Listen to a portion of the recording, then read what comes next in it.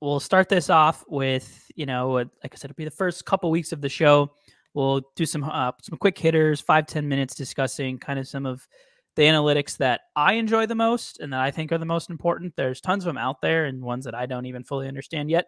But we'll talk about some of the more basic ones you might see on a broadcast or hear talked about often on this show. If we're talking about, what players have done, things like that. So we'll start at kind of the very high level, or I guess low level, depending on how you're looking at it. The 100 level analytics stat that we'll go over, and we'll start with one. I think that it was kind of a little bit of background into these two. So Corsi and Fenwick, which long story short, it's just they're fancy words for shot attempts is really what it boils down to. So calling them an advanced stat might be a little bit of a stretch, but they're kind of the first layer as you dive into high danger chances, expected goals, which we'll do later on, things like that. So kind of the 101 of it, it's typically expressed kind of in one of two, maybe three ways, depending how you spin it. We'll start with Corsi, and then we'll take one level deeper into Fenwick because they're essentially the same thing, but Corsi is the one more. You won't ever see Fenwick said on a broadcast. You'll maybe hear Corsi or shot attempts. But if you're ever looking at pages where Corsi data is stored, like Hockey Reference, Natural Stat Trick, you'll see it expressed most likely as CF, which stands for Corsi for, CA, which is Corsi against, and then CF percentage, which is your Corsi for share, Corsi for percentage, however you want to slice it. What makes these stats a little bit unique is they're what's called an on-ice stat, which means like in this example, you see Kalen Addison has a Corsi for of 165. That does it, and as I said earlier, Corsi are basically shot attempts. In this case, CF, when there's not an I in front of it, means it's a on-ice stat, which means in the however many minutes that Kalen Addison was on the ice for what this sampled set of data is being pulled from, he was on the ice for 165 shot attempts for the Minnesota Wild. So those could have been him, but it also could have been whoever else was on the ice with him. And then Corsi against is very similar to that. It's just the other way. So it's how many opposing shot attempts you were on the ice against for, and then that percentage is just a ratio, like you'd calculate any percentage. So it'd be, in this case, 165 divided by 165 plus 153, whatever that is, comes out to about 52%. The way that Corsi is used and evaluated is, generally speaking, you want to have attempted more shots than when you're on the ice than allowing shot attempts. So, in this situation, you have different things. I don't know what data set you have pulled up, but and generally speaking, it's better to have more shot attempts for, fewer shot attempts against. The higher your percentage is above 50, the better of a game that you had. I think league average for this, I think I have this written down somewhere. Maybe I don't. I do not. But, league average is probably right around that 50% mark, give or take 2-3% in either direction.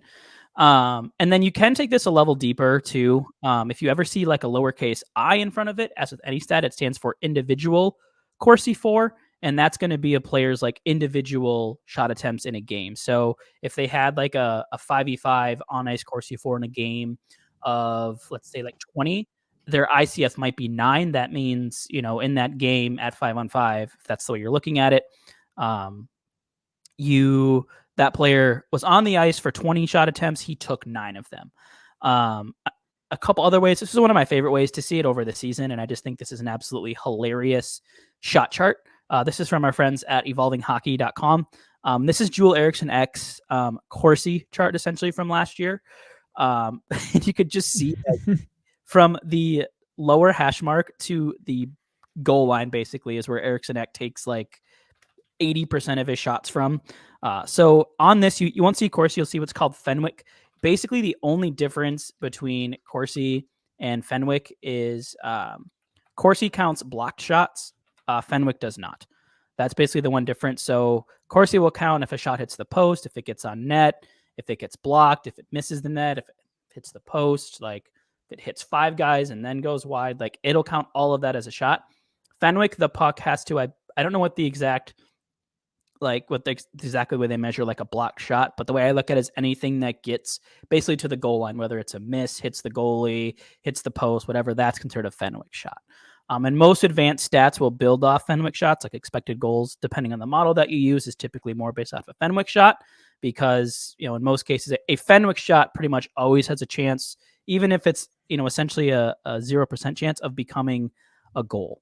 So we'll probably refer to this chart with Eck a couple of times as we continue to dive deeper into it, because there's actually a lot of information that's on that chart. But I just always like showing that chart because like Eriksson X, like anything yellow is yellow. There was where he scored from. All the greens were shots on goal and all the oranges were misses. And it's just like all this guy does is shoot within like 5 feet of the net. And I think it's really funny.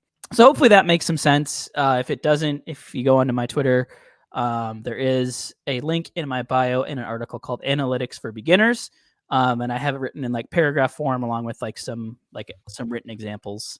So if you want to read about that, feel free to go to my Twitter profile, click on that once, of course, you're done listening to the show, and then check that out. So essentially the theory is it's better teams possess the puck more in the offensive zone. Offensive zone possessions lead to shot attempts. More shot attempts lead to more goals. Goals lead to wins. Exactly. Yeah. And I think like there are obviously like certain situations where it doesn't tell the whole story. Like a lot of times you'll hear, maybe not a lot of times, but if you're on analytics Twitter or sometimes even on broadcast, you'll hear like the Corsi Canes, because the Carolina Hurricanes are notorious for having really, really good Corsi for and against numbers throughout like the whole season. Part of that they believe is skewed because of the way that the data collectors at the Hurricanes home rink, like they have a bias for tending to count maybe more attempts than other buildings would, stuff like that. But they don't always tell the whole story, and it won't really get into why, because that takes us to the next layer of high danger chances and expected goals and all this stuff. But generally speaking, yeah, the more shots you take, the more chances you have, the more goals you score, the more games that you win. And then on the flip side, the fewer shots you allow, the fewer shots to get to your goalie, the fewer shots go in, the less you lose, things like that. So as a team, the Wild have usually been pretty good at shot suppression of that Corsi against stat. Like Jared Spurgeon and Jonas Brodin are among like two of the best NHL defensemen in that stat, like consistently year in and year out, which is pretty cool. And like the Wild as a whole throughout kind of their whole, very true. Like the Wild as a whole throughout like their whole existence have always been a pretty good shot suppression team. Like they've always been a defense first team, which you don't really have to tell that to any Wild fan, because of Kirill Kaprizov, we've never really like watched people spend entire shifts in the offensive zone. So that's step one. There you go. More to come next week. I think next week we'll take this a step further and we'll go into high danger chances, which is, I think, basically what this is, but better.